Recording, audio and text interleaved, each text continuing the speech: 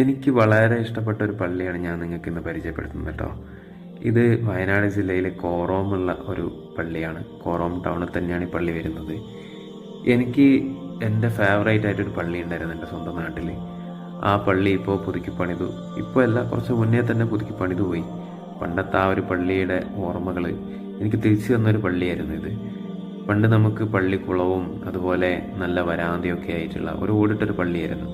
അപ്പോൾ ആ ഒരു ഫീൽ എനിക്ക് പള്ളിയിൽ പോയപ്പോൾ കിട്ടി. എൻ്റെ പഴയകാല ഓർമ്മകൾ തിരിച്ചു വന്നു.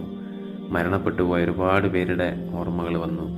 അതുപോലെ ഈ പള്ളിയിൽ നിങ്ങൾക്ക് മറ്റു ഏത് പുതിയ പള്ളിയിൽ പോയി നിസ്കരിക്കുന്നതിനേക്കാളും ഒരു സന്തോഷവും ഒരു പ്രത്യേക ഒരു അനുഭവമാണ് ഈ പള്ളിയിൽ നിങ്ങൾക്ക് നിസ്കരിക്കുമ്പോൾ കിട്ടുക. നിങ്ങൾ ഈ പള്ളിയിലൊന്ന് ഇതുവഴി വരുമ്പോൾ ഒന്ന് കയറും കേട്ടോ.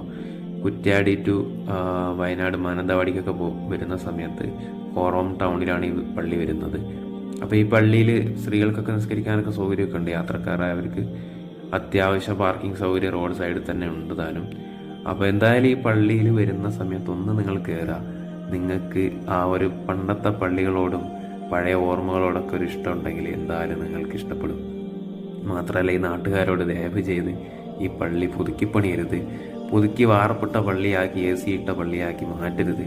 ഈ ഒരു പള്ളിയിൽ തന്നെ നിങ്ങൾക്ക് വായു സഞ്ചാരമൊക്കെ ഉള്ളതുകൊണ്ട് എത്ര കൺജസ്റ്റഡായി നിസ്കരിച്ചാൽ പോലും നിങ്ങൾക്ക് ഇതിൽ തണുപ്പ് അനുഭവപ്പെടും.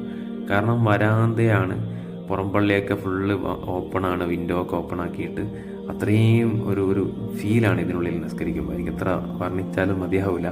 എനിക്ക് അത്ര ഇഷ്ടപ്പെട്ടൊരു പള്ളിയാണ്.